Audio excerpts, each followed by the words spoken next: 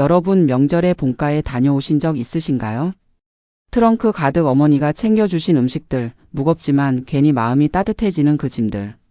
그런데 오늘 제가 들려드릴 이야기는 그 짐 속에 담겨 있던 것이 단순한 음식이 아니었던 이야기입니다.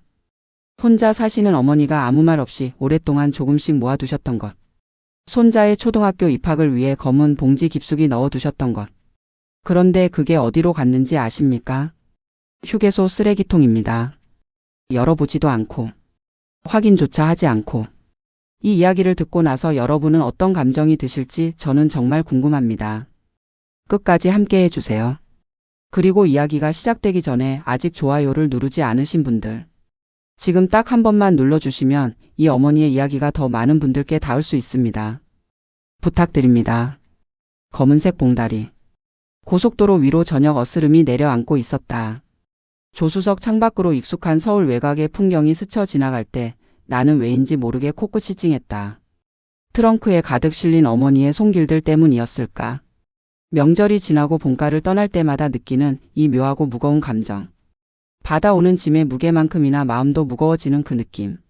어머니는 올해도 어김없이 바리바리 챙겨주셨다. 아버지가 돌아가신 지 벌써 8해가 됐다. 그 넓던 집이 어머니 혼자 사시기엔 너무 크다는 걸 알면서도 우리는 편하게 사세요라는 말로 죄책감을 봉합한 채 살아왔다. 명절에 찾아갈 때마다 어머니는 우리가 도착하기 며칠 전부터 준비를 시작하신다고 했다. 밭에서 직접 캔 고구마, 김장대 담근 묵은지, 손수 부친 명절 전. 상자마다 정성이 빼곡했다. 이거 다 어쩌려고 이렇게 많이 하셨어요?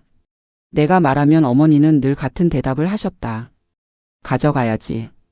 너희가 먹어야지. 그 말 속에 담긴 것들을 나는 다 알고 있었다.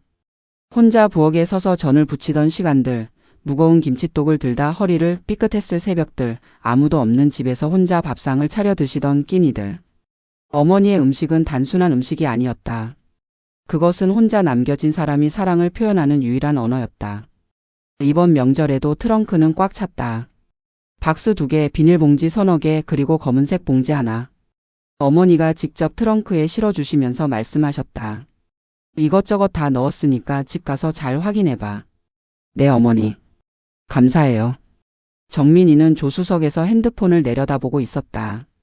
혜준이는 뒷좌석에서 이미 잠들어 있었다. 나는 트렁크를 닫고 운전석에 올라탔다. 고속도로 중간쯤 우리는 휴게소에 들렀다. 3시간짜리 귀경길에는 꼭 한 번쯤 쉬어가는 편이었다. 혜준이가 잠에서 깨서 화장실을 다녀왔고 나는 아메리카노 한 잔을 손에 들고 잠시 바깥 공기를 마셨다. 늦은 오후에 휴게소는 기경 인파로 북적였다. 아이를 안고 가는 아빠, 손을 잡고 걷는 노부부, 커다란 짐을 끌고 이동하는 가족들. 나는 커피를 홀짝이며 잠깐 멍하니 서 있었다. 정민이가 먼저 차로 돌아갔다. 혜준이 손을 잡고. 나도 남은 커피를 들고 뒤따라 걸었다. 별다른 대화는 없었다. 명절이 끝나고 돌아오는 길에 피로감이란 게 그런 것이다. 몸도 마음도 약간씩 소진된 상태. 다시 차에 올라 고속도로로 진입했다. 서울까지 남은 거리 약 2시간. 집에 도착한 건 저녁 8시가 조금 넘어서였다. 트렁크에서 짐을 내리고 혜준이를 씻기고 나는 소파에 털썩 앉았다. 그리고 어머니께 전화를 드렸다. 명절 때마다 반드시 하는 일이었다. 잘 도착했다고 걱정하지 마시라고. 어머니 저 왔어요. 잘 도착했어요. 그래. 고생했다. 혜준이는? 잘 자고 있어요. 차에서 많이 잔 덕분에 지금은 멀쩡해요. 그래 다행이다.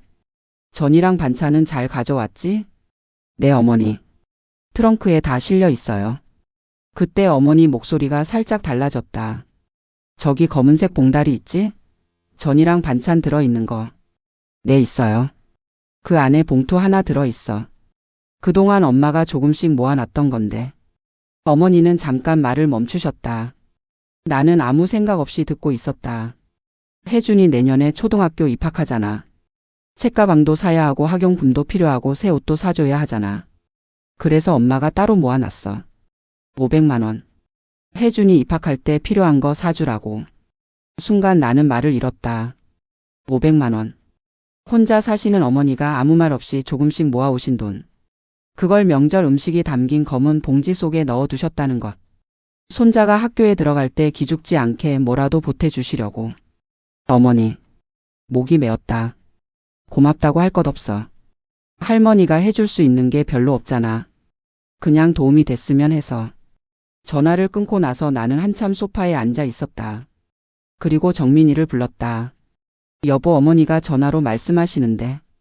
검은 봉지 있잖아, 전 담긴 거. 그 안에 어머니가 모아두신 돈이 있대. 혜준이 입학 선물로. 정민이의 표정이 굳었다. 봉투 같은 거 들어 있었어? 500만 원이래. 정민이는 한동안 아무 말도 하지 않았다.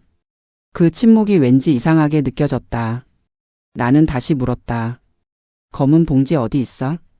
정민이가 천천히 입을 열었다. 어차피 안 먹을 것 같아서. 응?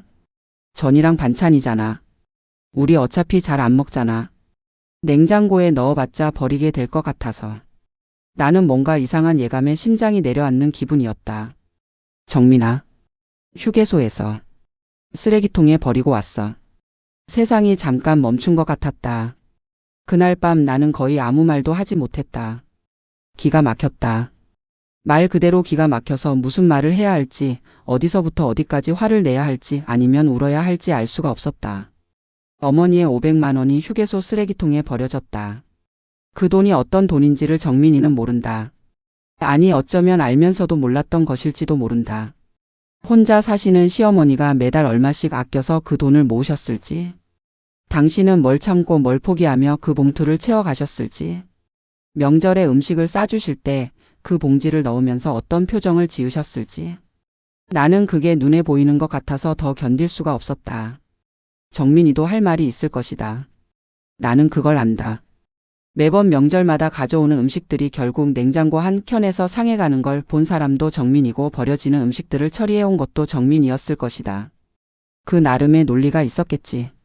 하지만 열어보지도 않고 버렸다. 그 안에 뭐가 들었는지 확인조차 하지 않고.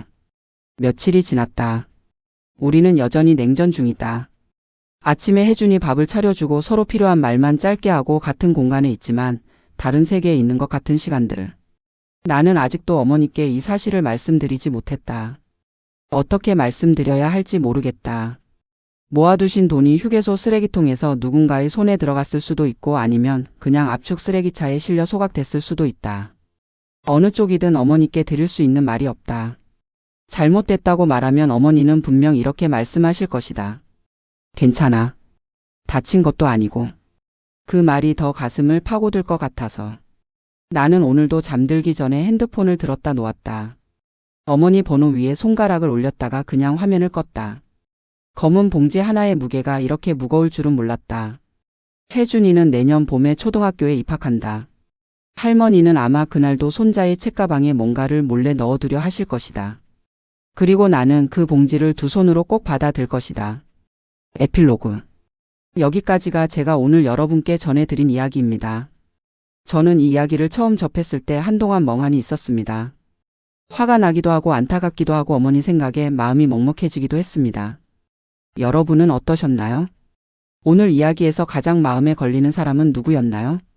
아무 말 없이 봉지를 버린 며느리였나요? 아니면 그 사실을 어머니께 아직도 말씀드리지 못하는 남편이었나요? 아니면 그 모든 걸 모르신 채 오늘도 혼자 부엌에 서 계실 어머니였나요?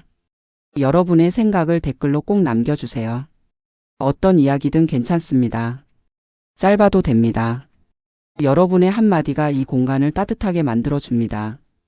혹시 비슷한 경험이 있으신 분들도 계신가요? 명절마다 반복되는 고부 갈등 혹은 부모님의 마음을 뒤늦게 알게 된 순간들. 그런 이야기도 댓글로 나눠주시면 정말 감사하겠습니다. 마지막으로 아직 구독하지 않으신 분들 지금 바로 구독 버튼 눌러주세요. 그리고 좋아요와 알림 설정까지 해두시면 이런 이야기들을 가장 먼저 만나실 수 있습니다. 오늘도 끝까지 함께 해주셔서 진심으로 감사합니다. 다음 이야기에서 또 뵙겠습니다.